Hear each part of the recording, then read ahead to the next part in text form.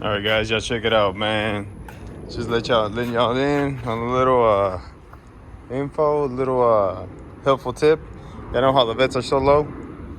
Well, there you go. That's what you need right there. Megan Racing ramps. Them things are awesome.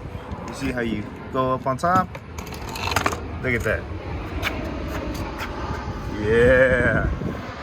That thing works amazing. I always have a hard time getting my jack under there, so now with that little ramp, you have the clearance right here to put the jack under here and lift it up.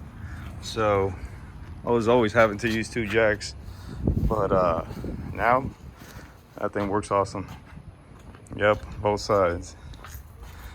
For you guys having issues with low cars, there it goes. There's a solution right there. Yep. And the price for them, amazing. They're cheaper than race ramps. So, yep, that's it right there, guys. Hope this helps out. Catch you on the next one.